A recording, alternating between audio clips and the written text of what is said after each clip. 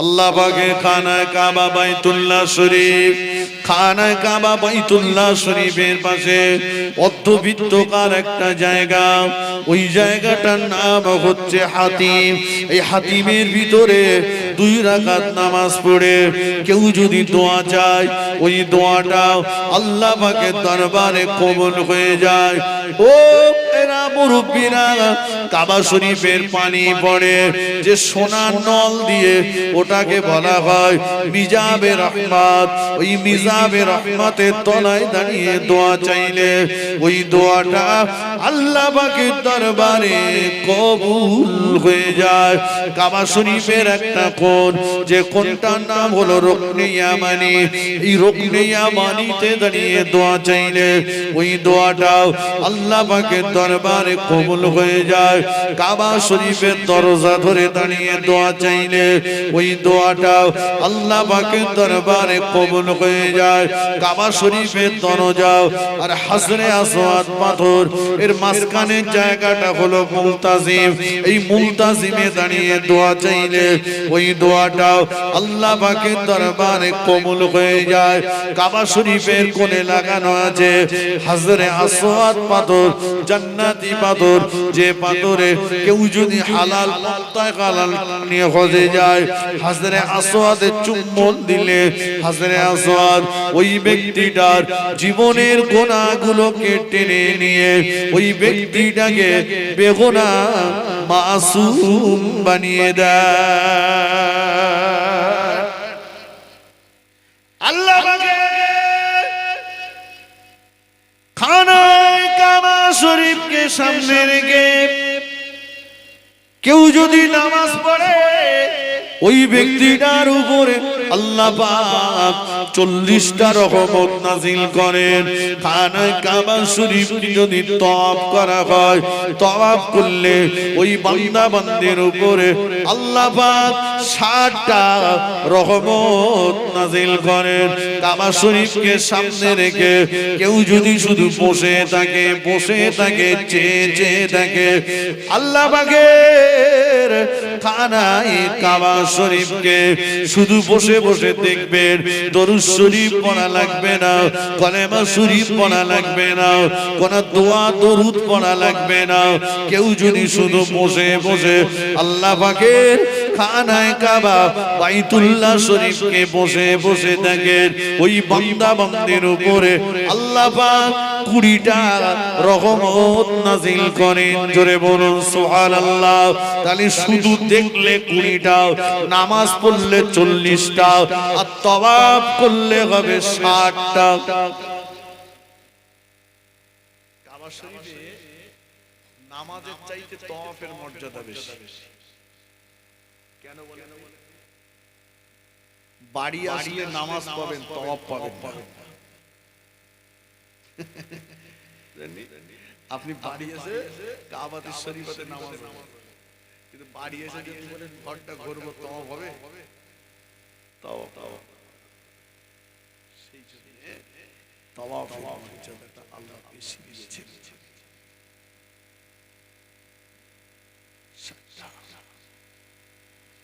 ও মায়েরা, কি জমিন মক্কা শরীফের জমিন, আল্লাহ পাকের কাবা শরীফ, আল্লাহ পাকের নিয়ামতে উসমান, আল্লাহ কোরআন শরীফ, কালাম পাক। কেউ যদি খানায়ে কাবা সামনে রেখে মক্কা শরীফের জমিনে কেউ যদি 1 খতম কোরআন শরীফ তেলাওয়াত করে, আল্লাহ পাক ওই বান্দা বান্দির নামায় আমালে 1 লক্ষ কোরআন শরীফ খতম করার সওয়াব লিখে দেবেন। জোরে বলুন সুবহানাল্লাহ। কেউ যদি 1 রাকাত নামাজ পড়ে 1 লক্ষ রাকাতের সওয়াব হবে। কেউ যদি একবার দরুদ শরীফ পড়ে 1 লক্ষ বার দরুদ শরীফ পড়লে যে সওয়াব হবে, আল্লাহ পাক ওই সওয়াব দেবেন। কেউ যদি একবার কলেমা শরীফ পড়ে 1 লক্ষ বার কলেমা শরীফ পড়লে যে নেকি হবে, সেই নেকি আল্লাহ পাক ওই বান্দা বান্দির আমলনামাতে লিখে দেবে।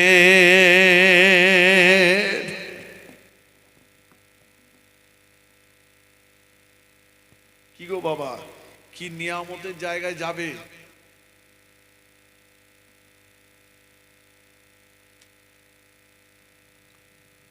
খানা কাবা শরীফের কি জায়গা আছে যেটাকে বলা হয় মাকামে ইব্রাহিম। ও ভাইজানেরা, যেখানে ইব্রাহিম আলাইহিস সালামের পদচিহ্ন রয়েছে, মোবারক পায়ের চিহ্ন রয়েছে, এই মাকামে ইব্রাহিমেতে কেউ যদি দোয়া চায় 2 রাকাত নামাজ পড়ে ওই দোয়াটাও আল্লাহ পাকের দরবারে কবুল হয়ে যায়। জমজম কূপের পাশে 2 রাকাত নামাজ পড়ে দোয়া চাইলে ওই দোয়াটাও আল্লাহ পাকের দরবারে কবুল হয়ে যায়। সাফা পাহাড়ে নামাজ পড়লে ওই দোয়াটা আল্লাহ দরবারে কবুল হয়ে যায়। মারোয়া পাহাড়ে দোয়া চাইলে ওই দোয়াটা আল্লাহ পাকের দরবারে কবুল হয়ে যায়। বসিরাট আল্লামা হুজুর লিখেছে, আমি বানিয়ে বলছি না, হজ্জের মাসাইলটা খুলে দেখেন কি নিয়ামত আল্লাহ করেছে। জমজম, হ্যাঁ সহজ কথা। আল্লাহ পাক বললেন, যাও ইব্রাহিম তোমার প্রিয় বস্তুকে কোরবানি করো।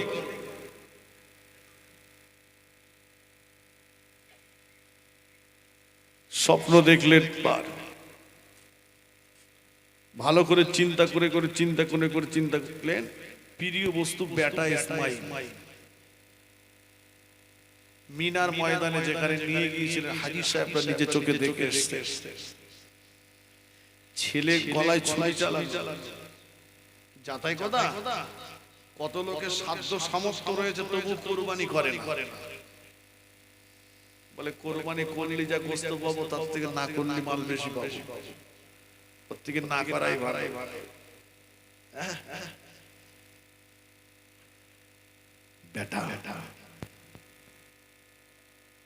বেটাকে নিয়ে যাবেন, শয়তান এসে গেছে, ইবলিস শয়তান এসে মা হাজেরার কাছে এসে বলছে, এই জানেন কোথায় নিয়ে যাচ্ছে? ও হাজেরা, ছেলে ইসমাইলকে কোথায় নিয়ে যাচ্ছে জানো? কোথায়? বলছে আব্বা ইব্রাহিম সাল্লাম নিয়ে যাচ্ছে কোরবানি দিতে, আল্লাহ রাস্তায় জবাই করতে। কারণ স্বপ্নে দেখেছে, স্বপ্নে দেখেছে। আম্মা জান হাজেরা আলাইহিস সালাম ওই সময় বলেছিলেন, শয়তান, ইবলিস শয়তান, তুই কেন আমার এত বড় সর্বনাশ করে দিলি? তুই কেন আমার এত বড় ক্ষতি করে দিলি? আমার বেটা আমার কাছে থাকাকালীন কেন আমাকে এই খবরটা বললি না? আমার বেটা আমার কাছে থাকাকালীন কেন আমাকে এই সংবাদটা জানালি না?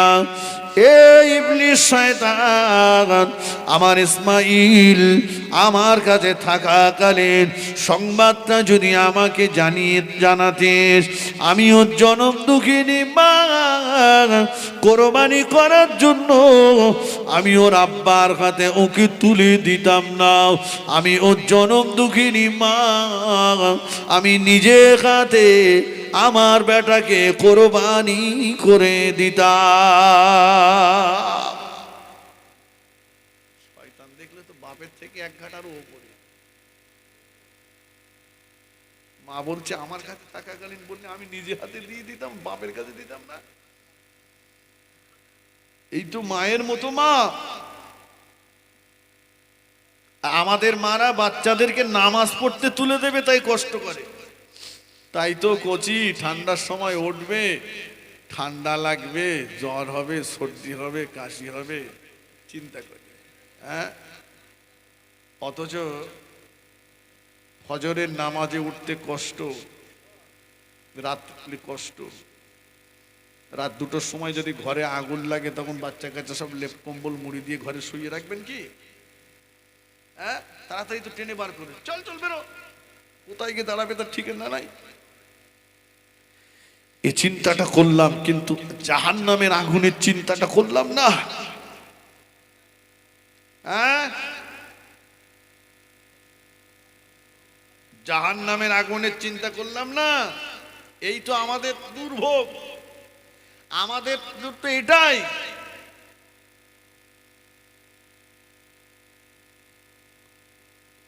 ও ভাইয়েরা, আজকে যদি আমার সাবালক ছেলেটাকে, আজকে যদি আমার সাবালিকা মেয়েটাকে যদি আমি টেনে বিছানা থেকে তুলে নামাজে দাঁড় করিয়ে দিতে পারতাম, আমার ছেলেটা আমার মেয়েটা আল্লাহ পাকের জাহান্নামের আগুন থেকে মুক্তি পেয়ে যেত, আল্লাহ পাকের জাহান্নামের আগুন থেকে রেহাই পেয়ে যেত। কারণ এক ওয়াক্ত নামাজ কাজা করলে 2,88,00,000 বছর জাহান্নামে থাকতে হবে। ও জওয়ানেরা, ও আমার মুরব্বীরা, ছেলেটাকে মেয়েটাকে যদি তুলে দিতে পারতাম, ও জাহান্নামের আগুন থেকে বেঁচে যেত। আল্লাহ বলেছেন, ইয়া আইয়ুহাল্লাযীনা আমানু, হে আমার বিশ্বাসী বান্দাগণ, কু আনফুসাকুম ওয়া আহলিকুম নারা, তুমি নিজে জাহান্নামের আগুন থেকে বাঁচো, তোমার আহাল বর্গদেরকে জাহান্নামের আগুন থেকে বাঁচাও। দায়িত্ব ছিল আমার, কিন্তু আমি পালন করতে পারলাম না। দুনিয়ার আগুনের ভয় করলাম, দুনিয়ায় ঘরে আগুন লাগলো, ওদের রাত্রে বার করে দিলাম, কিন্তু জাহান্নামের ভয় করলাম না। দুনিয়ায় নরেন্দ্র মোদীর তৈরি করা ডিটেনশন ক্যাম্পের চিন্তায় পাগল হয়ে গেলাম, কাগজ নিয়ে ছুটোছুটি করতে লাগলাম, কিন্তু আল্লাহ পাকের তৈরি করা 7টা ডিটেনশন ক্যাম্প আছে। নরেন্দ্র মোদীর ডিটেনশন ক্যাম্পে যদি দিয়ে দেয়, ওর একদিন শেষ আছে বাবা। যদি মারা যায়, যদি মরে যায়, ওই ডিটেনশন ক্যাম্পে রাখবে না, কিন্তু কাগজপত্রে যদি ভুল হয়ে যায় আর আল্লাহ ডিটেনশন ক্যাম্পে যদি একবার ঢুকে যায়, ওই ডিটেনশন ক্যাম্পে আর জীবনেও কোনোদিন মরণ হবে না। শুধু শুধু কষ্ট আর কষ্ট, শুধু কষ্ট আর কষ্ট। দুনিয়ার ডিটেনশন ক্যাম্পের কষ্ট একদিন শেষ আছে বাবা, কিন্তু আল্লাহ ডিটেনশন ক্যাম্পের কষ্টের কোনো শেষ নাই। ও ভাইরা, দুনিয়ায় কাগজ ঠিক করছি, Aadhaar card, I card, PAN card, voter লিস্টে নাম খুঁজছে, কিন্তু একটা বার কি ভেবেছি, আল্লাহ পাক কোরআন পাকে বলেছেন, অমতাজুল ইয়াউমা আইয়ুহাল মুজরিমুন। এখনো আল্লাহ পাকের নাম রহমান, এখনো আল্লাহ পাকের নাম রহিম, এখনো আল্লাহ পাকের নাম গফুর, এখনো আল্লাহ পাকের নাম গফফার, এখনো আল্লাহ পাকের নাম সত্তার। কিয়ামতের দিন আল্লাহ পাকের নাম হবে ইয়া কহর। সেদিন আল্লাহ হবেন নিষ্ঠুর নির্দয়। সেদিন আল্লাহ পাক বলবেন, অকম বিশ্বরে বলবেন, অমতাজুল ইয়াউমা আইয়ুহাল মুজরিমুন। আয় আমার গুনাহগার বান্দা বান্দিরা, আয় আমার পাপী বান্দা বান্দিরা, পৃথক হয়ে যা, আলাদা হয়ে যাও।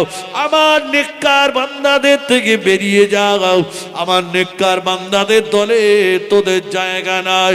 ও ভাই, আজকে যে পরিমাণে ভোটার লিস্টে নাম আছে কিনা খোঁজ করছি, একটাবার বলুন কজন আমরা খোঁজ করেছি? কিয়ামতের ময়দানে জায়গা নেককারদের দলে হবে না, বদকারদের দলে হবে।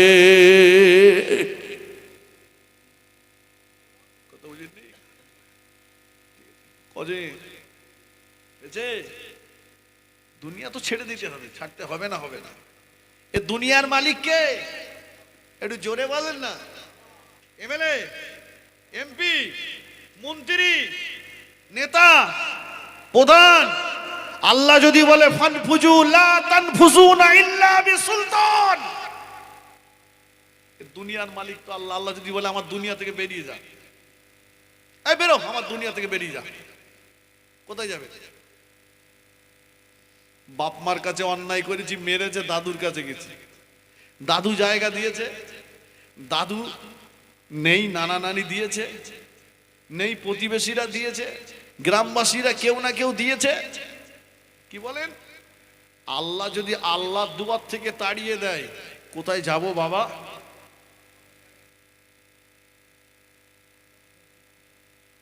তাহলে সে চিন্তা কিন্তু একবারও করলাম না। আল্লাহ যেদিন বলবেন অমতাজুল ইয়াউমা আইয়ুহাল মুজরিমুন, গুনাহগার বান্দারা বেরো, আমার নেককার বান্দাদের থেকে আলাদা হ, চলে যা। জি, দুনিয়ার চিন্তাটা হলো না। আর এই দুনিয়ার আগুনের চিন্তাটা করলাম, জাহান্নামের আগুনের চিন্তাটা করলাম না। ভুলে যাইনি আমি। তাহলে সন্তানগুলোকে মসজিদ মুখ করুন, সন্তানগুলোকে দিনমুখী করুন। ওদের হাতে লাঠি নয়, বোম নয়, বন্দুক নয়, ওদের হাতে কলম তুলুন, ওদেরকে সমাজ সেবা শিখুন।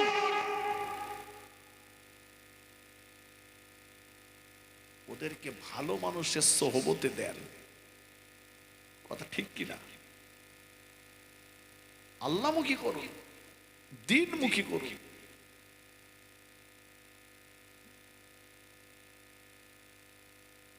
আল্লাহর খলিল ইব্রাহিম খলিলুল্লাহ বেটাকে কোরবানি করতে নিয়ে যাচ্ছেন। বেটা ইসমাঈল আলাইহিস সালাম বললেন, আব্বা জান, আপনার চোখেতে একটা রুমাল বেঁধে নেন। ও আব্বা জান, আমি আপনার বেটা ইসমাঈল, কোন কাপড় দিয়ে আমার পা দুটোকে আপনি বেঁধে দেন। ইব্রাহিম খলিলুল্লাহ বললেন, কেন বেটা এমন কথা বলছো কেন? ইসমাঈল আলাইহিস সালাম বললেন, ও আমার আব্বা জান, ইয়া আবা তিফআল মা তুমার সাতাজিদুনি ইনশাআল্লাহু মিনাস সাবিরিন। ওগো আমার আব্বা জান, আপনি যেটা স্বপ্নে দেখেছেন বাস্তবে সেটা রূপায়ণ করুন। ইনশাআল্লাহু মিনাস সাবিরিন, নিশ্চয় আপনি আমাকে ধৈর্য ধারণকারী দিগের অন্তর্ভুক্ত হিসাবে পেয়ে যাবেন। ও আমার আব্বা জান, কিন্তু আমি যে আপনার বেটা, আমি যে আপনার সন্তান, আমি যে আপনার বেটা, আমি যে আপনার সন্তান, আমার গলায় ছুরি চালাতে যে আপনার অন্তরে যদি দয়া মায়া সৃষ্টি হয়ে যায়, ওই কোরবানিটা যদি আমার আল্লাহ পাকের মনোপুত না হয়, ওই কোরবানিটা যদি আমার আল্লাহর পছন্দ না হয়, আপনার কোরবানিটা তো বেকার হয়ে যাবে। আব্বা জান, আপনি আপনার চোখে একটা রুমাল বেঁধে নেন। আমি সন্তান, আমার গলায় ছুরি চালাতে যে আপনার যেন কোনো দয়া মায়া না হয়। ও আব্বা জান, আমার গলাতে যখন ছুরি চালাবে, আমি আপনার বেটা, হয়তো ওই সময় আমার পা দুটো ছটফট করতে পারে। পা ছটফট করতে করতে যদি আপনার গায়ে আমার পা লেগে যায়, আপনি একদিকে আমার আব্বা যান, অপর দিকে আল্লাহ নবী, একদিকে আপনি আমার আব্বা যান, অপর দিকে আল্লাহ নবী, বেটা হিসাবে যদি বাপের গায়ে পা লেগে যায় বেয়াদবি হয়ে যাবে। যদি আল্লাহ পাক নারাজ হয়ে যান, আমি আল্লাহ পাকের কাছে জবাব দিতে পারবো না। ও আমার আব্বা জান, এই জন্য আমার পা দুটো একটা দড়ি দিয়ে বেঁধে নেন। ও ভাইরা, ও নওজোয়ানেরা, ছেলেরাও, আজকে সমাজে কত ছেলে আছে যারা বাপকে লাথি মারছে, লাথি দেখাচ্ছে, ঠিক কিনা? আর কোরবানি করতে গেছে, সেখানে বলছে পা বেঁধে নেন। যদি ছুরি চালাবেন, শিরা কাটতে দিয়ে পা যদি লাফালাফি করে আর আমার পা যদি আপনার গায়ে লেগে যায়, বেয়াদবি হয়ে যাবে। আল্লাহ যদি নারাজ হন, আল্লাহ যদি আমাকে আসামির কাঠগড়ায় দাঁড় করান, আমি জবাব দিতে পারবো না। কি ছেলে, আর আমরা কি ছেলে মানুষ করলাম। শুধু মাল রেখে যাবে, শুধু বলতে রেখে যাবে, দুই হাত দিয়ে হামটাচ্ছে, এর মাল ওর মাল কেড়ে করে নিচ্ছে। কেন? ছেলের জন্য রেখে যাবে, ছেলের জন্য রেখে যাবে। তা ওরে তো অমানুষ তৈরি করে যাচ্ছে, ও মাল তো থাকবে না। কথা বুঝেননি? 5 লাখ না রেখে ওর পিছনে 4 লাখ ব্যয় করে ওকে মানুষ তৈরি করেন, 1 লাখ রেখে যান, সম্পদ বেড়ে যাবে, আল্লাহ চাইতো। আর 10 লাখ রেখে যাবেন, ওটার অমানুষ করে যাবেন, সব কমে যাবে। ঠিক কিনা? সন্তানকে সম্পদ বানান, সন্তানকে সম্পদ বানান, তবেই তো লাভবান। একবার দরুদ শরীফ আল্লাহুম্মা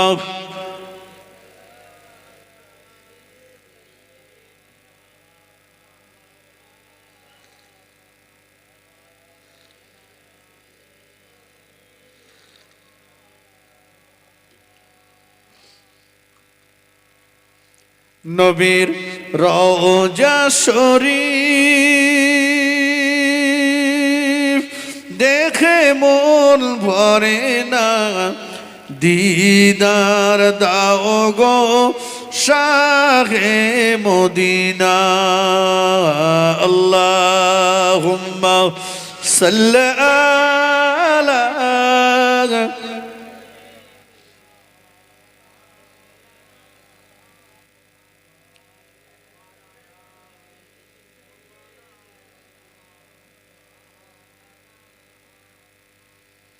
তাহলে কোরবানি করতে নেই, গলায় ছুরি চালাবে। হ্যাঁ, কত ত্যাগ দেখতে পাচ্ছেন, আমরা মানতে পারলাম না। ইসমাঈল আলাইহিস সালামকে সৈয়দ ইব্রাহিম খলিলুল্লাহ বিসমিল্লাহ আল্লাহু আকবার বলে ছুরি চালিয়ে দিলেন, কিন্তু না, গলা কাটলো না।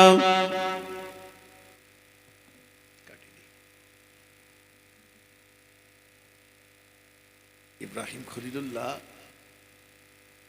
ছুরি কাটিনি বলে ছুরিটাকে রাগ করে ছুঁড়ে ফেলে দিয়েছে।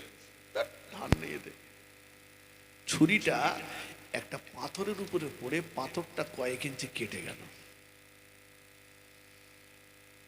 ইব্রাহিম নবী বলছে, এই ছুরি তোরে নরম জায়গায় চালালাম, কাটলি না, আর পাথরের উপর পাথর কেটে দিলি। আল্লাহ পাকের হুকুমে ছুরির জবান খুলে গেল। ও আল্লাহ পাকের খলিল, আল্লাহ আপনাকে একবার, দুবার, 3 বার বলেছেন কুরবানি করার কথা, কিন্তু আল্লাহ পাক আমাকে একবার, দুবার নয়, 10, 20, 50 বার নয়, আল্লাহ পাক আমাকে 70 বার ডেকে ডেকে বলেছেন, এ ছুরি সাবধান হয়ে যাও, আমার ইসমাইলের নামটা আমি আল্লাহ আমার নবুয়তের দপ্তরে লেখা আছে, ইসমাইলের নামটাও আমার নবুয়তের দপ্তরে লেখা আছে। খবরদার ছুরি ইসমাইলের গলা যেন কাটবি না।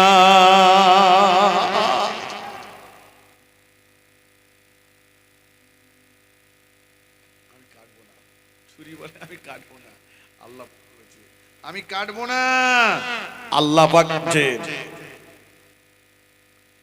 ও ইব্রাহিম খলিলুল্লাহ বললেন, ছুরি কাটবি না, যতক্ষণ তুই না কাটবি আমি তোকে ছেড়ে দেব না, আমার ইসমাইলের গলায় চালাতে থাকবো। আল্লাহ পাক জিবরাইল আমিন আলাইহিস সালামকে বললেন, ও জিবরাইল, আমার ইব্রাহিম মজনুন হয়ে গিয়েছে, আমার ইব্রাহিম পাগল হয়ে গিয়েছে, আমার ইব্রাহিম দিওয়ানা হয়ে গিয়েছে। আমি আল্লাহ আমার হুকুম পালন করার জন্য, যাও জিবরাইল চলে যাও। আমি আল্লাহ আমার দয়ার জান্নাত থেকে একটা দুম্বা নিয়ে এসো, ইসমাইলকে সরিয়ে ওই জায়গাটায় দুম্বা শুইয়ে দাও। জিবরাইল আমিন আলাইহিস সালাম আল্লাহ পাকের হুকুম পেয়ে গিয়েছে, কিন্তু দুম্বা তো জান্নাত থেকে আনতে হবে। এদিকে ইব্রাহিম খলিলুল্লাহ ছুরি নিতে আগত, ছুরি নিয়ে ছুরিটা নেওয়ার জন্য আগিয়ে যাচ্ছে। জিবরাইল আমিন আলাইহিস সালাম দুম্বা আনতে যাচ্ছে, দুজনা দুই দিকে, মাঝখানে ইব্রাহিম। জিবরাইল আমিন চিন্তা করছে, আমি আসবার আগেই যদি ইব্রাহিম খলিলুল্লাহ ছুরি চালিয়ে দেয় তাহলে তো বিপদ হয়ে যাবে। ইব্রাহিম খলিলুল্লাহ লক্ষ্য করে জিবরাইল আমিন আওয়াজ দিচ্ছেন, আল্লাহু আকবার, আল্লাহু আকবার, আল্লাহু আকবার, আল্লাহু আকবার। আল্লাহ মহান, আল্লাহ মহান, আল্লাহ মহান, আল্লাহ মহান। আল্লাহ খলিল ইব্রাহিম খলিলুল্লাহ আল্লাহ মহান শব্দটা শুনে দিওয়ানা হয়ে গেলেন। কে এত মধুর সুরে, কে এত মধুর আওয়াজে বলে আল্লাহু আকবার, আল্লাহু আকবার, আল্লাহু আকবার, আল্লাহু আকবার। কে বলে, কে বলে, কোথা থেকে আসে এই আওয়াজ? আল্লাহর খলিল ইব্রাহিম খলিলুল্লাহ দিওয়ানা মজনুন, তিনি বললেন, লা ইলাহা ইল্লাল্লাহ, লা ইলাহা ইল্লাল্লাহ। আমি সাক্ষ্য দিচ্ছি আল্লাহ ছাড়া কোনো মাবুদ নেই, আল্লাহ ছাড়া কোনো মাবুদ নেই, আল্লাহ ছাড়া কোনো উপাস্য নেই। একবার জোরে বলুন সুবহানাল্লাহ।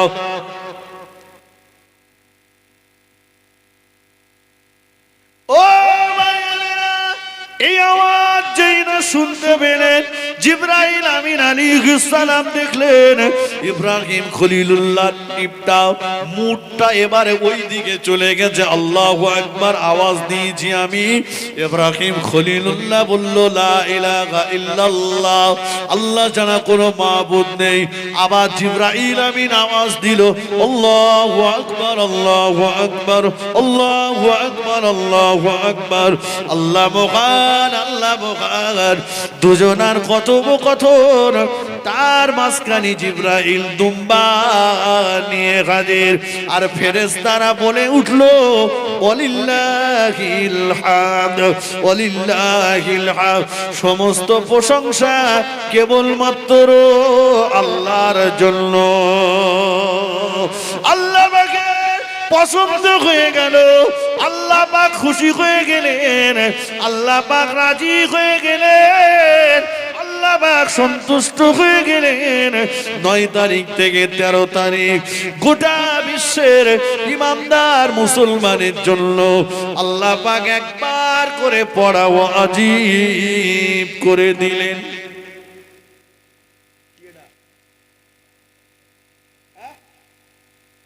তাকবীরে তাশরীক, আল্লাহু আকবার, আল্লাহু আকবার, লা ইলাহা ইল্লাল্লাহ, আল্লাহু আকবার, আল্লাহু আকবার, লিল্লাহিল হামদ। তাহলে এটা পড়েছিল জিবরাইল ফেরেশতা আমিন আলাইহিস সালাম, ইব্রাহিম খলিলুল্লাহ আল্লাহর ফেরেশতা। যেটা আমরা 9 তারিখ থেকে 13 তারিখ ফজর থেকে আসর, ফজর শুরু আসর শেষ, তাই তো? জি, প্রত্যেকটা ফরজ নামাজের পরে পড়তে হয়। আল্লাহ দুম্বা শুইয়ে দিলেন। ইব্রাহিম খলিলুল্লাহ রেহাই পেয়ে গেলেন কোরবানির হাত থেকে, তাই তো নাকি? জি, এই ইসমাইল আলাইহিস সালামের ওই জায়গাটা মিনার ময়দান, যেখানে রয়েছে মসজিদে খয়ের, যে জায়গাটা একটা দোয়া কবুলিয়াতের জায়গা। চোখে না দেখলে বোঝানো যাবে না যে আল্লাহ পাক কি নিয়ামতের জায়গা করেছেন। সেই জায়গাতে যাবেন যেখানে মা হাজেরা ও ইসমাইল আলাইহিস সালামের জন্য ইব্রাহিম খলিলুল্লাহ আল্লাহর হুকুমে রেখে গিয়েছিল সামান্য কিছু খেজুর আর পানি দিয়ে, সেটা যখন শেষ হয়ে গেছে, মা তো কিছু নেই, পানি টানি আর নেই, সন্তান গলা শুকিয়ে যাচ্ছে, মায়ের স্তনেও দুধ নেই, প্রখর রৌদ্র মরুভূমি ময়দান, দূর থেকে দেখছে সাপা পাহাড়ের উপর রৌদ্র পড়লে অনেক সময় চিকচিক চিকচিক মনে বৃষ্টি পড়ছে, যে দেখেন না ওখানে নেই। আবার ওখান থেকে মারোয়া পাহাড়ে আসছে, আর যাওয়ার সময় দেখবেন এখন সৌদি সরকার এই তওয়াফের ওই জায়গাটাতে কিছু অংশ সবুজ বাতি জ্বালিয়ে রেখেছে। আম্মাজান ওই জায়গাতে যে ফিরে বেটার দিকে দেখতেন, বেটা কি করছে, দৌড়াতেন। হাজি সাহেব ওই জায়গাটায় যে দৌড়ানোর করতে হয় আর ওই দিকে হয়। তবে এই দৌড়ানোর ভাবটা পুরুষদের, মেয়েদের না। অনেক সময় মেয়েরা জানে না ওরাও দৌড়াচ্ছে না, মা হাজেরা দৌড়ে দিয়েছে তাই মেয়েদের আর দৌড়াতে হবে না, ওদেরকে আল্লাহ মাফ করে দিয়েছেন, ওখানেই ক্ষান্ত। সুবহানাল্লাহ বলেন, একটু মন খুলে বলেন সুবহানাল্লাহ। মায়েরা আপনাদের জন্য আম্মাজান হাজেরা দায়িত্ব পালন করে দিয়েছেন, আপনাদের আর লাগবে না, এবার পালা আমাদের। কথা বুঝেছেন? পানি পেলেন না, গেলেন, যে কেউ লিখেছেন জিবরাইল আমিন আলাইহিস সালামের ডানার ঝাপটে, কেউ বা লিখেছেন ইসমাইল আলাইহিস সালামের কদমের আঘাতে আল্লাহ পাক পানির ফোয়ারা বার করে দিলেন। আম্মাজান হাজেরা যে নুড়ি পাথরগুলোকে নিয়ে ঘেরা দিলেন, জমজম, থাম থাম। পানির কেতাবে এসছে আম্মাজান সেদিন যদি ওই নুড়ি পাথর দিয়ে ওখানে ঘেরা না দিতেন, সারা বিশ্বের মানুষেরা জমজমের পানি পেয়ে যেত। কি মনে হচ্ছে, মা হাজরার উপর মনে মনে রাগ হচ্ছে নাকি? মা হাজরার উপরে রাগ হচ্ছে নাকি? না, শোনেন, তিনি কাজটা আছে বলেন তো, আম্মাজান কাজটা ঠিক করেছেন না ভুল করেছেন? যদি ওই পানিটা সেদিন বেড না দেওয়া হতো, আজকে সারা দুনিয়ার খাল বিল পুকুর নদী নালা সব সঙ্গে পানিতে মিশে যেত, ও পানির আর ইজ্জত থাকতো, সম্মান তো মানুষ ইজ্জত করতে পারতো না।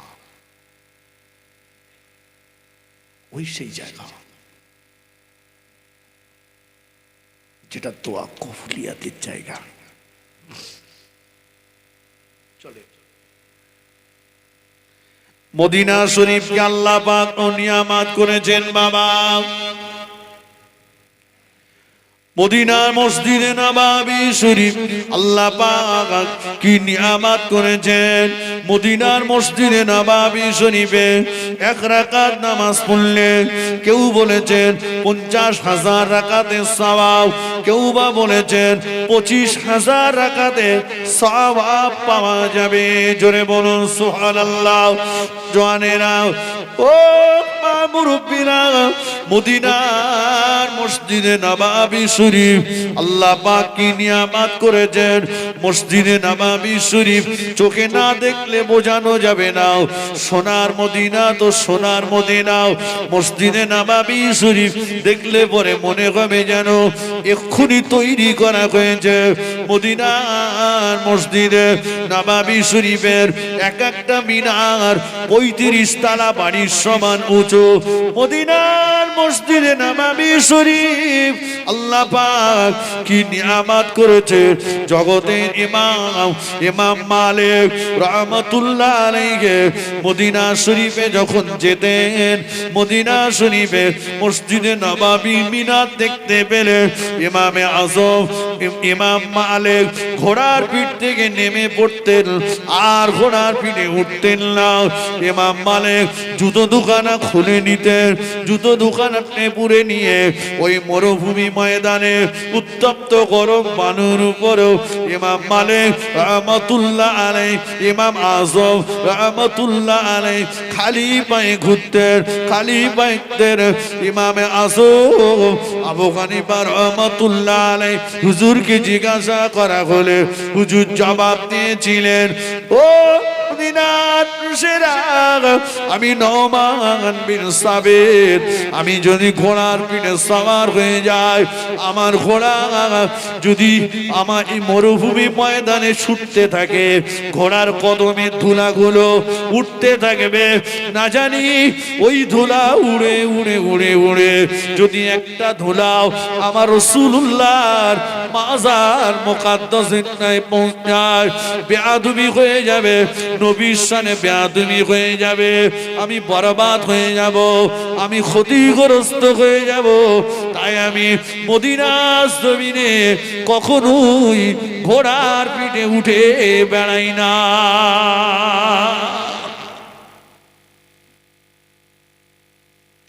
কি সম্মান করেছে, ঘোড়া যে ছুটবে, ধুলো উড়বে, উড়বে না, এই ধুলো বালু উড়ে কোন হাওয়ায় যদি ধুলো বালু চলে যায়, আমার নবীর সঙ্গে আমার বেয়াদবি হবে।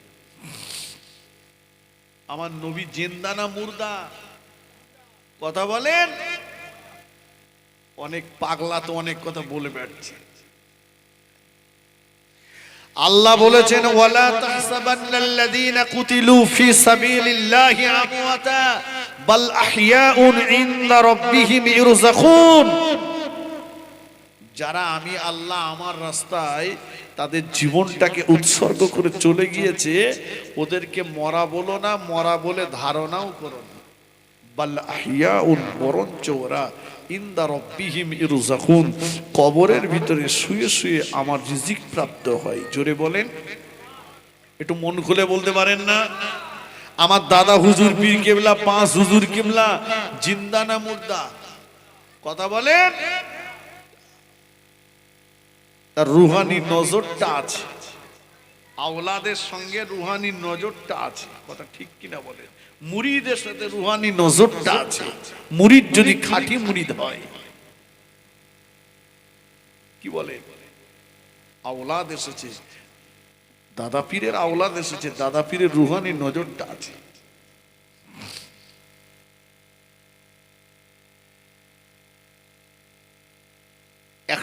হিজরিতে মদিনা শরীফে খারিজিদের বড় উৎপাত, সবাই মদিনা শরীফ থেকে পালাচ্ছে।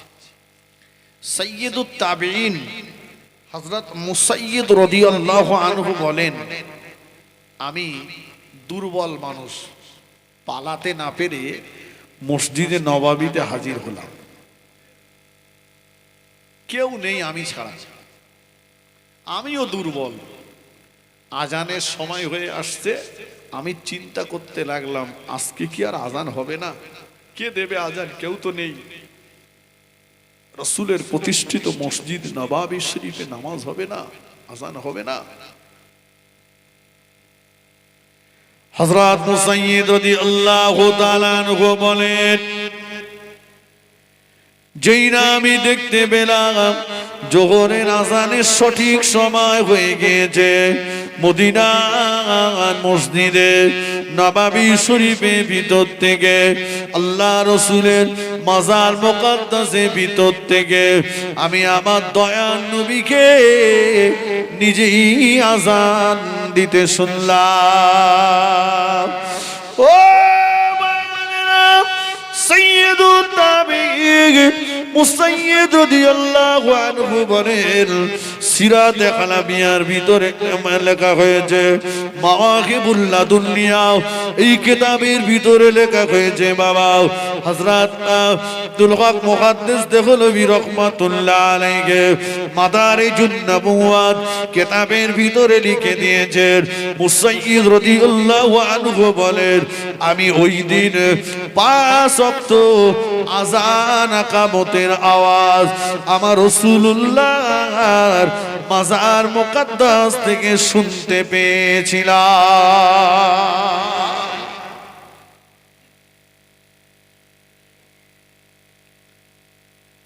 কানা মৌলবী, তোমার চোখ নেই, তুমি দেখতে পাবে কি করে? নিজেকে হাইলাইট করার জন্য কিছু কানা মৌলবী, কানার দল উঠে পড়ে লেগেছে। বুঝতে পেরেছেন? আগে রাজমিস্ত্রি ফিজি করতো, এখন এসে তো কোথায় ধাক্কা মারবি তো বড় গাছে ধাক্কা মার। পাগলার দল, খেপা, বড় পণ্ডিত হয়ে গেছে। আসলে নূতন করে একটা দল বেরিয়েছে আহলে হাদিস বলে। এরা আসলে আহলে হাদিস না, এরা হচ্ছে আহলে খবিস। কথা বুঝেননি? কি বলেছি? আহলে খবিস। এই আহলে হাদিসদের ব্যাকগ্রাউন্ডটা দেখলে এরা হচ্ছে ব্রিটিশের দালাল। জানেন, বসিরহাটের আল্লামা হুজুর লিখেছেন এরা অসুস্থ হলে এদের দেখতে পর্যন্ত যাওয়া যাবে না।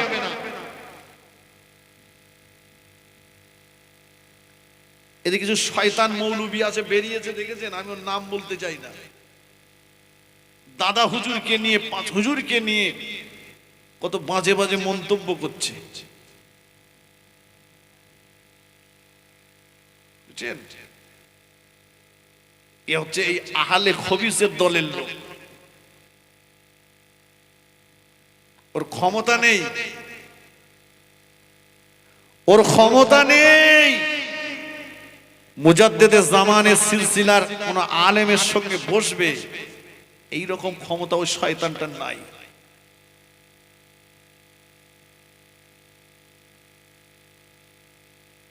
খালি ফাও বাজি মাত করছে এলাকা বেসিস, কারণ জানে অন্য এলাকায় গেলে হয়তো আবার গন্ডগোল হয়ে যাবে। কথা বুঝেছেন?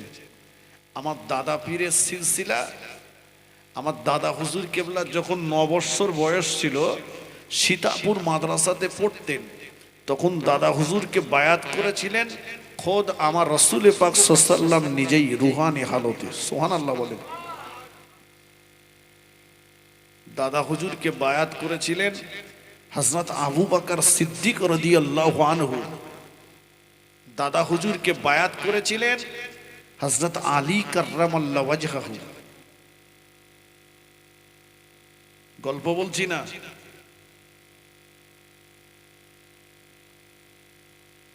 সাবধান। দাদা পীরের সব আওলাদ আপনার ভালো লাগবে, কে বলেছে? হাতের 5টা আঙুল কি সমান? না, কোন আওলাদ আপনার ভালো নাই লাগতে পারে। কি বলেন? যাকে ভালো লাগবে না তার কাছে আপনি যাবেন না, তাকে দাওয়াত দেবেন না, তার কাছে বসবেন না। কিন্তু আমি ওই সিলসিলার একজন নগণ্য খাদেম হিসাবে বলবো, কাউকে আপনি গালিগালাজটা করবেন না, কারো সম্পর্কে সমালোচনা ছোট মোটা কথাটা বলবেন না। ভুল বললাম? কথা বলেন। অনেকে পাগলের মতো বলে বেড়ায়, শোনো, দিল্লি জমিনে রাস্তার ধারে দাঁড়িয়ে একটা পাগল বলছে আমাকে 2টো রুটি দে, তা নয় দিল্লি উল্টে দেবো। আচ্ছা, এখন যদি কেউ ঘটকপুকুরি দাঁড়িয়ে বলে আমার রুটি দে না তো ঘটকপুকুর উল্টে দেবো, কেউ ধারে পাশে যাবে? পাগলা কি বলছে বাদবির কথা। দেখ, পাগলা বলছে যে আমাকে 2টো রুটি দে, তা নয় দিল্লি উল্টে দেবো। হযরত নিজামউদ্দিন আউলিয়া রহমাতুল্লাহ আলাইহি ওই সময় যাচ্ছেন পালকিতে করে। উনি শুনতে পেলেন কথাটা, পালকির বেয়ারাদেরকে বললেন দাঁড়াও, রাখো পালকি রাখো। এত বড় সাহস এই পাগলটার, এ বলছে দিল্লি উল্টে দেবো। এর সাহস কে দিয়েছে? আল্লাহ মাহবুব বান্দাদে আল্লাহ পাক 3টে চোখ দিয়েছে বাবা। আমরা তো স্কুলে পড়েছি 1 চন্দ্র, 2 বক্ষ, 3 নেত্র, কিন্তু চোখ হলো 3টে, আছে আমাদের 2টো। আর একটা চোখ আমরা অর্জন করতে পারিনি, যে চোখটা অর্জন করতে গেলে হাক্কানি আল্লাহর ওলি আল্লাহ পাকের মাহবুব বান্দাদের সহবতে যেতে হবে। এখন অনেকেই বলছে পীরের কাছে যাওয়া লাগবে না।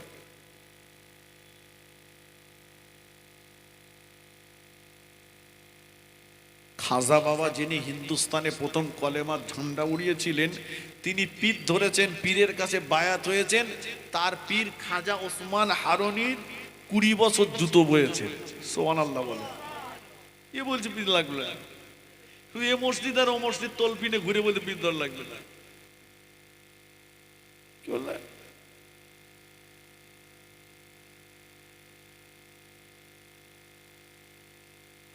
বসিরহাটের আল্লামা রুহুল আমিন রহমাতুল্লাহ আলাইহি কম বড় আলেম ছিলেন, হাদিসের হাফেজ ছিলেন। তিনি পীর ধরেছেন, পীরের কাছে বায়াত হয়েছেন, মুরিদ হয়েছেন। আর পীরের জুতো দুখানা বয়েছেন। ফুরফুরা শরীফে যখন যেতেন, শিয়াখালা থেকে জুতো খুলে ব্যাগের মধ্যে করে নিতেন। বাংলাদেশে বাহাস করতে যাবেন, ফুরফুরা এসেছে দাদা পীরের কাছে। দাদা হুজুর বলছে, বাবা বড় মাওলানা, বসিরহাট থেকে তো বাংলাদেশ কাছাকাছি ছিল, সেখানে না যে এখানে আসলে, কাছাকাছি না যে উল্টো এসছো কেন? বসিরহাট হুজুর বলেছিলেন, হুজুর আল্লাহ পাক আপনার দোয়ায় রুহুল আমিনের সিনায় হাদিস, মান্তিক, হিকমত, বালাগাতের কিতাবগুলো আল্লাহ রুহুল আমিনের সিনায় গেঁথে দিয়েছেন। কিন্তু আমি এই মান্তিক, হিকমত, বালাগাতের কিতাবগুলো নিয়ে, হাদিস নিয়ে আমি যদি তর্ক বাহাস করতে যাই আর আমার পীরের দোয়া যদি আমার পিছনে না থাকে, আমি রুহুল আমিন ওই বাহাজে জয়লাভ করতে পারবো না। তাই বসিরহাট থেকে সোজা বাংলাদেশে না যে উল্টো ফুরফুরা এসেছি আমার পীরের দোয়া নেওয়ার জন্য। সুবহানাল্লাহ। কথা বুঝেছেন? এখন সব আরো বড় বড় আলেম হয়ে গেছে, তারা বলছেন ফুরফুরায় যাওয়া লাগবে না।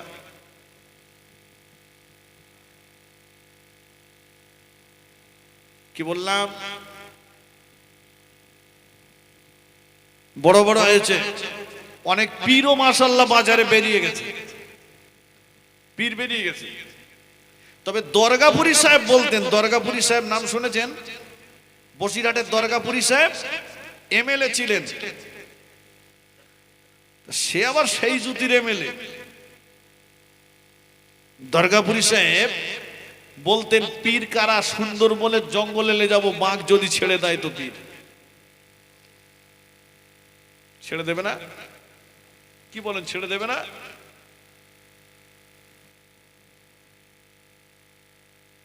অবশ্যই ছেড়ে দেবে। মাল্লাহুল মাওলা ফালাহুল কুল, যে আল্লাহর হয়ে যায় তাম সৃষ্টি জীব তার হয়ে যায়। সুবহানাল্লাহ। কথা বুঝেছেন? কি বলছিলাম?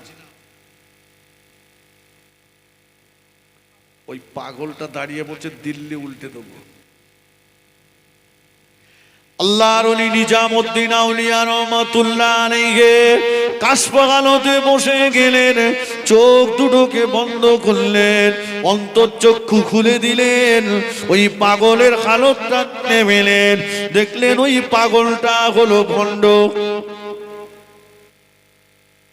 পাগলটা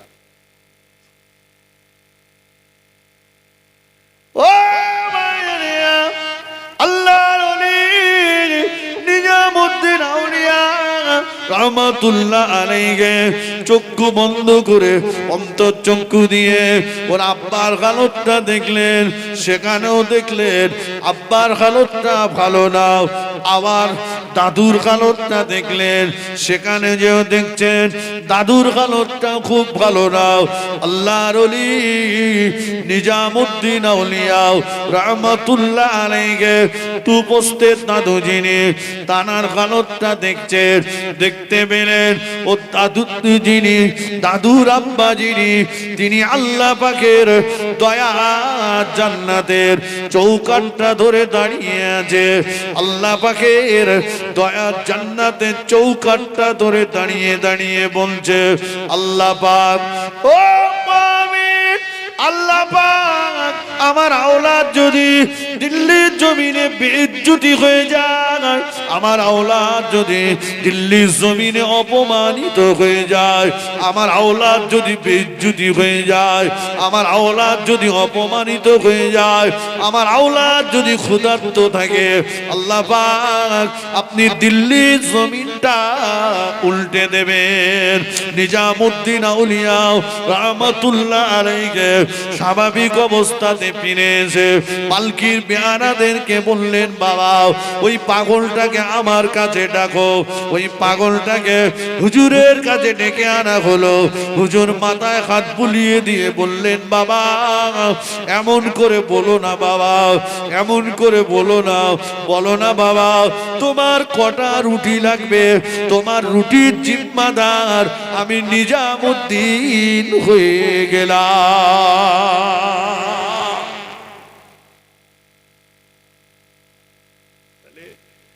পাগলটাকে দেখে বিচার করো না, কথা বুঝেননি? কানেকশনটা দেখো। আমি কি বলেছি? কারো ভালো লাগে না যাব না, নেব না, তবে গাল দেব না, ঠিক কি না? চলো আল্লাহর খুব বান্দাদের আল্লাহ পাক আল্লাহ পাওয়ার দিয়েছে।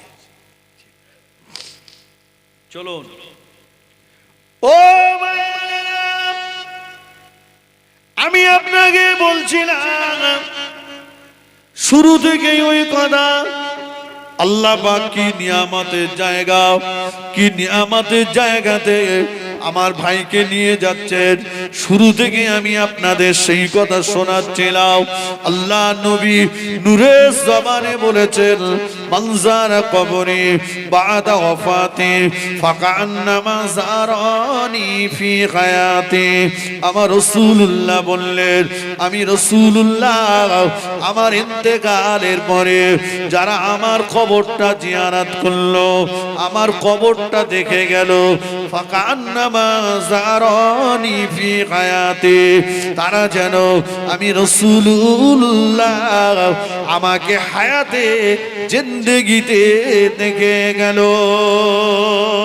আর একটু জোরে বলেন সুবহান আল্লাহ। নবী বললেন, ও আমার সাহাবীরা, মানজারা কবরি ওয়াজাবাত লাহু শাফাতি।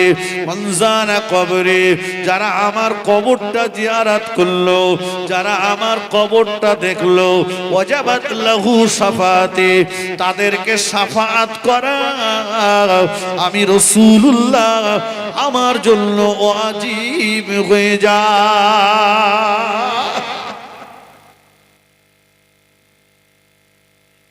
কি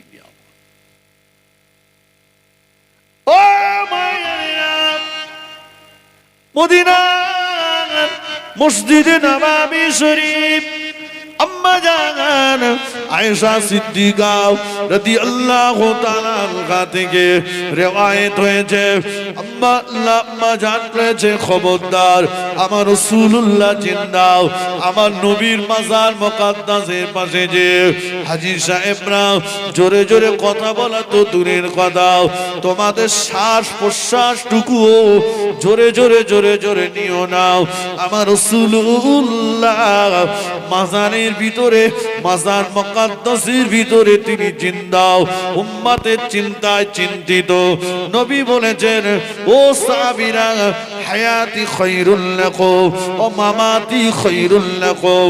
আমি রাসূলুল্লাহ আমার দুনিয়ায় বেঁচে থাকাটা তোমাদের জন্য যেমন কল্যাণকর, আমার ইন্তেকালের পরের জীবনটাও তোমাদের জন্য কল্যাণকর। সাহাবীরা বললেন, ইয়া রাসূলুল্লাহ, ইয়া হাবিবাল্লাহ, ইন্তেকালের পরের জীবন কি করে কল্যাণকর বুঝতে পারলাম না। দয়ার নবী বলেছিলেন, সাহাবীরা, আল্লাহ পাক আমি রাসূলুল্লাহ আমার আবদারে, আমার দাবিতে প্রতি সোমবার এবং শুক্রবার, প্রতি সোমবার এবং শুক্রবার আমার উম্মাতির আমলনামাটা ফেরেশতা দিয়ে আমি রাসূলুল্লাহ আমার মাজার মুকাদ্দাসে আল্লাহ পৌঁছে দেন। আমি নবী ওই মাজার মুকাদ্দাস থেকে যদি দেখি আমার কোন উম্মাদের আমলনামায় গুনাহ বেশি হয়ে গিয়েছে, নেকি কম হয়ে গিয়েছে, গুনাহ বেশি হয়ে গিয়েছে, নেকি কম হয়ে গিয়েছে, আমি আমার উম্মাতির গুনাহর জন্য আল্লাহ পাকের কাছে মাগফিরাত কামনা করি, ক্ষমা প্রাপ্তি হয় আল্লাহর কাছ থেকে। উম্মাতির আমলনামার গুনাহগুলো ছড়িয়ে দিয়ে উম্মাতির আমলনামায় নেকি বেশি করিয়ে দি। আর একটু জোরে বলেন সুবহানাল্লাহ। সেই রাসূলুল্লাহ কবরের ভিতরে তিনি জিন্দা, তাই তো তার মাজার মুকাদ্দাসে সোনালী অক্ষরে লেখা আছে, ইয়া আইয়ুহাল্লাযীনা আমানু, হে আমার বিশ্বাসী বান্দাগণ, লা তারফাউ আসওয়াতাকুম ফাওকা সাউতিন নবী, খবরদার খবরদার তোমাদের কথার আওয়াজ যেন বুলন্দ না হয়ে যায়, বেশি যেন না হয়ে যায় আমার নবীর আওয়াজের থেকে। কথা যদি তোমাদের আওয়াজ যদি বুলন্দ হয়ে যায়, আনতাহবাতা আমালুকুম, আমি আল্লাহ পাক তোমাদের আমলগুলো বরবাদ করে দেব। মাজার মুকাদ্দাসে লেখা আছে এই আয়াতটা, হাজী সাহেবরা গেলে দেখতে পাবেন লেখা আছে, ইন্নাল্লাহা ওয়া মালাইকাতাহু ইউসাল্লুনা আলান নবী ইয়া আইয়ুহাল্লাযীনা আমানু সাল্লু আলাইহি ওয়া সাল্লিমু তাসলিমা। সুবহানাল্লাহ বলেন। মাজার মুকাদ্দাসে পাশেই রাসূলুল্লাহর মাজার আর রাসূলের মসজিদের মেম্বার, এর মাঝখানের জায়গাটা হলো রিয়াজুল জান্নাহ, জান্নাতের বাগান। সুবহানাল্লাহ। এই দুনিয়ার জমিনে জান্নাতের বাগান, ওর ভিতরে যতক্ষণ বসে থাকবেন আপনি জান্নাতের বাগানেই বসে আছেন। ওর ভিতরে যে দোয়াটা আল্লাহর কাছে চাইবেন, আল্লাহ জান্নাতের বাগানে বসলে সেখানে কি উঠতে ইচ্ছে করে? পাগল দিওয়ানা মানুষ, পাগল, কেউ সিজদায় পড়ে আছে, পুলিশ এসে বলছে ওঠেন, আল্লাহ হাজি দেয় না, আমার অন্য হাজিদের সুযোগ করে দেবে, কিন্তু আল্লাহ পাক কি নিয়ামতের জায়গা করেছেন দুনিয়ায়। আমার নবী বলেছেন এটা জান্নাতের বাগান, সেই জায়গাটা কার না মন চাই বলেন তো যেতে, বলেন আল্লাহ পাক করছে। আর এদিকে রাসূলুল্লাহ শুয়ে রয়েছেন, পাশে উমর রাদিয়াল্লাহু আনহু, সিদ্দিক আকবর শুয়ে আছেন। আর চোখটা তাকালেই দেখতে পাওয়া যাবে মদিনার জান্নাতুল বাকি, জান্নাতের বাগান। সুবহানাল্লাহ। এই যে হাজী সাহেবরা, কিছু হাজী সাহেব ওমরা করতে গিয়েছিল না হায়দ্রাবাদ থেকে, দেখেছেন না, অ্যাক্সিডেন্ট হয়ে সব মারা গেল। একদিকে দুঃখ বেদনা, একই পরিবারের সবাই চলে গেছে, কিন্তু অপরদিকে একটা আনন্দ খুশি, সেটা হচ্ছে আল্লাহ পাক তাদের জায়গাটা জান্নাতুল বাকিতেই করে দিয়েছেন। সুবহানাল্লাহ। আগে মদিনা শরীফে ইন্তেকাল করলে জান্নাতুল বাকিতেই কবর দেওয়া হতো, কিন্তু এখন জান্নাতুল বাকিতে হয় না, আলাদা কবরস্থান হচ্ছে। আল্লাহ পাক এদের নসিব বুলন্দ করেছেন। মদিনা জান্নাতুল বাকিতে আল্লাহ নবীর 10,000 সাহাবীর কবর রয়েছে। মদিনা জান্নাতুল বাকি আল্লাহ নবীর হাতে গড়া কবরস্থান বাবা। মদিনা জান্নাতুল বাকিতে আমার রাসূলুল্লাহর 10,000 সাহাবীর কবর আছে। ও ভাইয়েরা, মদিনা জান্নাতুল বাকিতে আমাদের আম্মা জান খাদিজাতুল কুবরা রাদিয়াল্লাহু তাআলা আনহা ছাড়া আল্লাহ নবীর সমস্ত বিবিরা, আমাদের আম্মা জানেরা মদিনা জান্নাতুল বাকি কবরস্থানে শুয়ে আছেন। মদিনা জান্নাতুল বাকিতে হযরত ইমাম হাসান রাদিয়াল্লাহু তাআলা আনহুর কবর রয়েছে। মদিনা জান্নাতুল বাকিতে জিন্নুরাইল হযরত ওসমান গনি রাদিয়াল্লাহু তাআলা আনহুর কবর রয়েছে মদিনার জান্নাতুল বাকিতে। আল্লাহ নবীকে যিনি দুধ পান করিয়েছিলেন হালিমাতুস সাদিয়া রাদিয়াল্লাহু তাআলা আনহার কবরটাও মদিনার জান্নাতুল বাকিতে আছে। মদিনার জান্নাতুল বাকিতে আল্লাহ নবী যার সম্পর্কে বলেছিলেন, ও আমার সাহাবীরা, ফাতিমাতু সাইয়্যিদাতুন নিসাই আহলিল জান্নাহ, আমার ফাতেমা হলো জান্নাতি নারীদের সরদারিনী। এই জান্নাতি নারীদের সরদারিনী ফাতেমাতুজ জাহরা রাদিয়াল্লাহু তাআলা আনহার কবরটাও মদিনার জান্নাতুল বাকিতে আছে। মদিনার জান্নাতুল বাকিতে মালিকের কবর রয়েছে। মদিনার জান্নাতুল বাকিতে জাফর সাদিক আল্লাহু আনহু কবর রয়েছে। মদিনার জান্নাতুল বাকিতে বিখ্যাত হাদিস বিশারদ আবু সাঈদ খুদরি রাদিয়াল্লাহু তাআলা আনহুর কবর রয়েছে। মদিনার জান্নাতুল বাকি বাকিউল কারকাদ, ওটা কাটা গাছের বাগান ছিল, এখন সেটা আল্লাহ পাক জান্নাতের বাগান বানিয়ে দিয়েছে।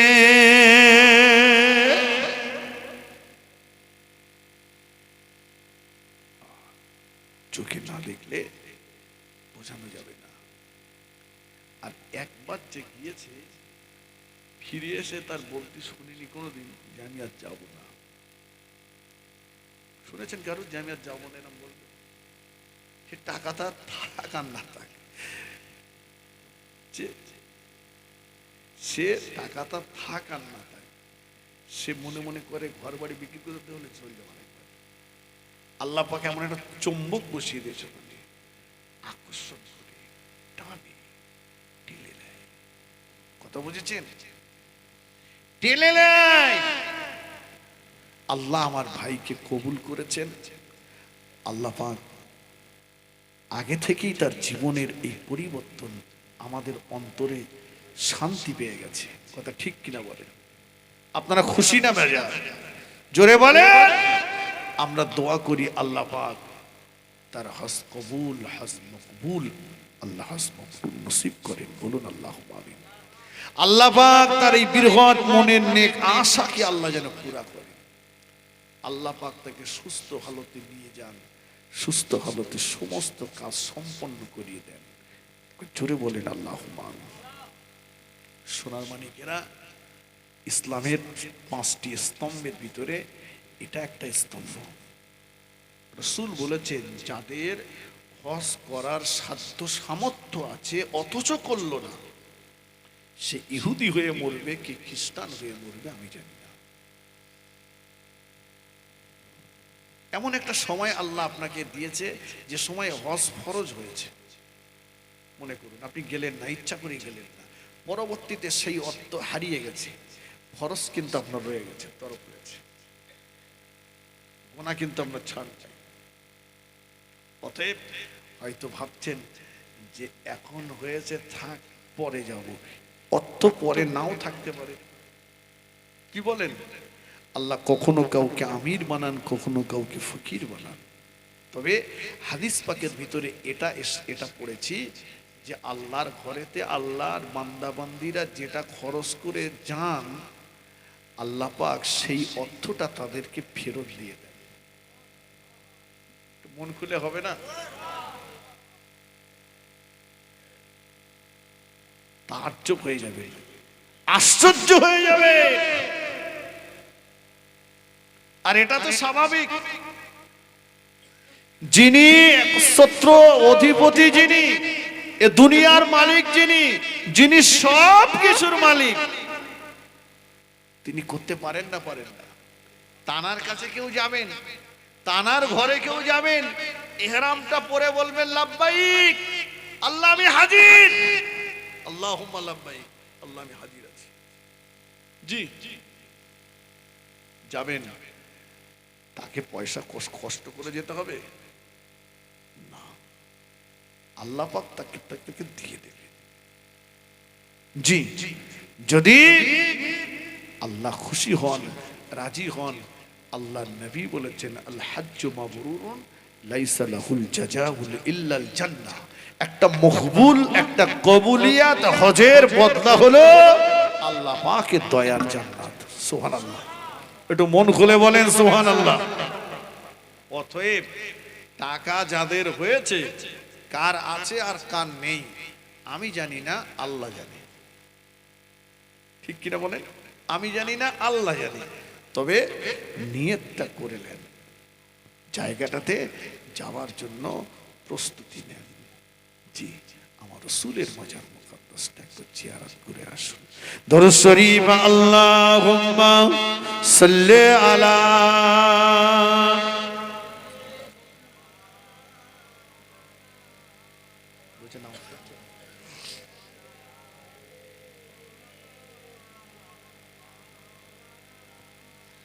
একটু মন খুলে পড়ে না, আল্লাহুম্মা সাল্লি আলা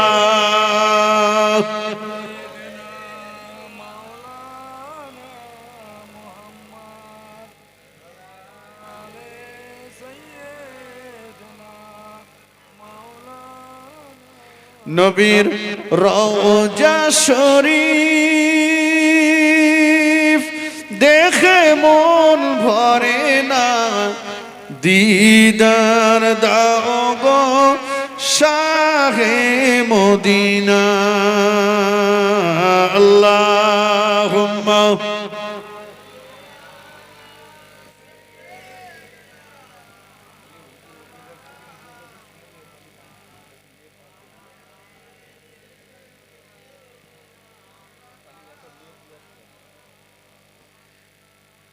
আরশের মেহমান করেছেন আল্লাহ,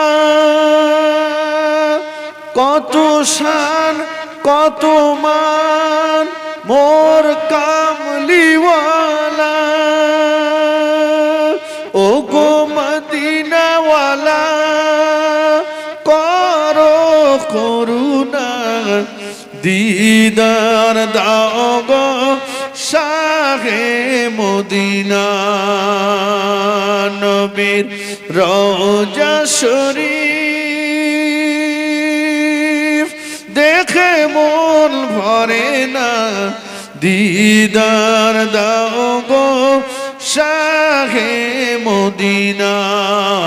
আল্লাহুম্মা সাল্লি আলা সাইয়্যিদিনা